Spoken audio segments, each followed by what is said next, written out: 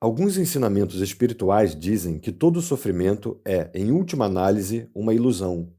E isso é verdade. A questão é se isso é uma verdade para você.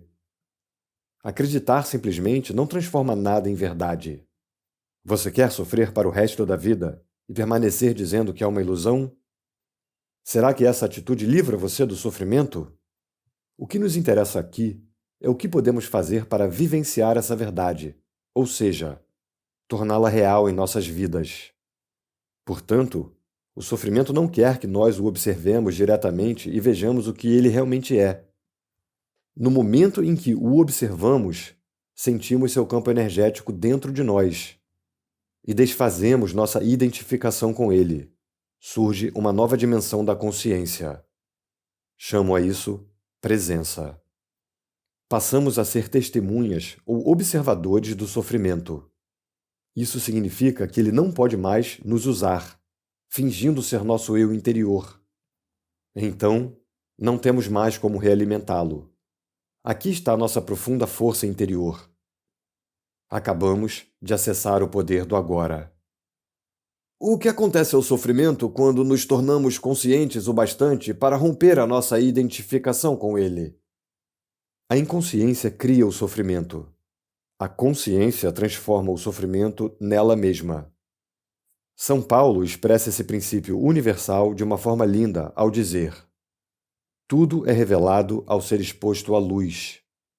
E o que for exposto à própria luz se torna luz. Assim como não se pode lutar contra a escuridão, não se pode lutar contra o sofrimento. Tentar fazer isso poderia gerar um conflito interior e um sofrimento adicional. Observar o sofrimento já é o bastante. Observá-lo implica aceitá-lo como parte do que existe naquele momento. O sofrimento consiste na energia vital aprisionada, que se desprendeu do campo energético total e se fez temporariamente autônoma, através de um processo artificial de identificação com a mente. Ela se volta para dentro de si mesma e se torna algo contrário à vida, como um animal tentando comer o próprio rabo. Por que você acha que a nossa civilização se tornou tão autodestrutiva? Acontece que as forças destrutivas da vida ainda são energia vital. Mesmo quando ainda começamos a deixar de nos identificar e nos tornamos observadores, o sofrimento ainda continua a agir por um tempo e vai tentar fazer com que voltemos a nos identificar com ele. Embora não esteja mais recebendo a energia originada da nossa identificação com ele, o sofrimento ainda tem sua força, como uma roda gigante que continua a girar, mesmo quando deixa de receber o impulso. Nesse estágio, o sofrimento pode até ocasionar dores em diversas partes do corpo, mas elas não vão durar. Esteja presente, fique consciente, vigie o seu espaço interior.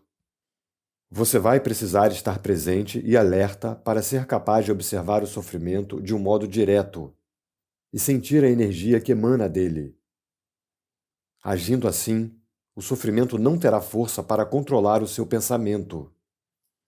No momento em que o seu pensamento se alinha com o campo energético do sofrimento, você está se identificando com ele e, de novo, alimentando-o com seus pensamentos.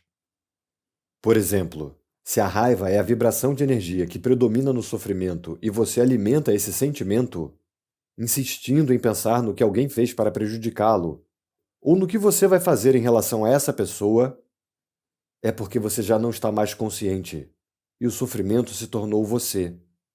Onde existe raiva, existe sempre um sofrimento oculto. Quando você começa a entrar em um padrão mental negativo e a pensar como a sua vida é horrorosa, isso quer dizer que o pensamento se alinhou com o sofrimento e que você se tornou inconsciente e vulnerável a um ataque do sofrimento. Utilizo a palavra inconsciência no presente contexto para expressar uma identificação com um padrão mental ou emocional. Isso implica a ausência completa do observador. Manter-se em um estado de alerta consciente destrói a ligação entre o sofrimento e o mecanismo do pensamento e aciona o processo de transformação. É como se o sofrimento se tornasse o combustível para a chama da consciência resultando em um brilho de mais intensidade. Esse é o significado esotérico da antiga arte da alquimia. A transformação do metal não precioso em ouro, do sofrimento em consciência. A separação interior cicatriza e você se torna inteiro outra vez. Cabe a você, então, não criar um sofrimento adicional. Resumindo o processo, concentre a atenção no sentimento dentro de você. Reconheça que é o sofrimento. Aceite que ele esteja ali. Não pense a respeito. Não permita que o sentimento se transforme em pensamento. Não julgue nem analise. Não se identifique com o sentimento. Esteja presente e observe o que está acontecendo dentro de você. Perceba não só o sofrimento emocional, mas também a presença de alguém que observa. O observador silencioso. Esse é o poder do agora. O poder da sua própria presença consciente. Veja então o que acontece. Em inúmeras mulheres, o sofrimento manifesta-se em particular no período anterior ao fluxo menstrual. Mais adiante, comentarei as razões pelas quais isso acontece. No momento, o importante é que você seja capaz de estar alerta e presente quando o sofrimento aparecer, e observar o sentimento em vez de se deixar dominar por ele. Essas atitudes proporcionam uma oportunidade para a mais poderosa das práticas espirituais e tornam possível uma rápida transformação de todo o passado.